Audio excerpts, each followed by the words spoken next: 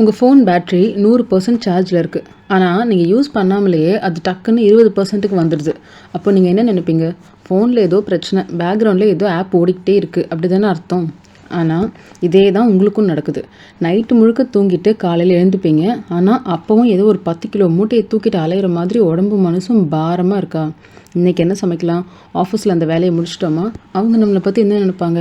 இவங்க நம்மளை பற்றியும் பேசுவாங்களோ? இப்படி உங்கள் மனசுங்கிற ஃபோனில் பேக்ரவுண்ட் ஆப்ஸ் ஓடிக்கிட்டே இருக்குது.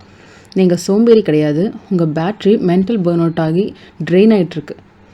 இந்த பேக்ரவுண்ட் ஆப்ஸை க்ளோஸ் பண்ணி உங்கள் நிம்மதியை எப்படி மீட்கிறதுன்னு பார்ப்போம்.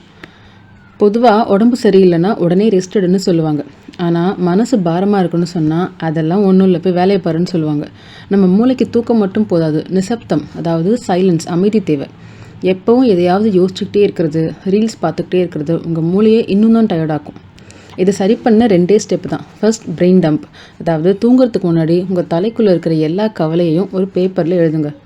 மனசில் இருக்கிற குப்பையை பேப்பரில் கொட்டிட்டா மூளை நிம்மதியாக தூங்கும். அடுத்தது, டிஜிட்டல் ஃபாஸ்டிங். அதாவது காலையில் எழுந்த உடனே அட்லீஸ்ட் ஒரு 20 நிமிஷமாவது ஃபோனை பார்க்காதீங்க. அந்த நேரத்தை உங்களுக்காக மட்டும் யூஸ் பண்ணுங்கள். இந்த ஃபோன் உதாரணம் உங்களுக்கு பிடிச்சிருந்தா எஸ்ன்னு கமெண்ட் பண்ணுங்கள். உங்கள் கூடவே இருக்கிற, எப்பவும் டயர்டாக இருக்கிற அந்த ஒரு ஃப்ரெண்டுக்கு இந்த வீடியோவை ஷேர் பண்ணுங்கள். உங்களை மறுபடியும் ஒரு வீடியோவில் மீட் பண்ணுறேன். இது ஒலி தேடல், இருளில் ஒலியை தேடுவோம். நான் சுபஸ்ரீ.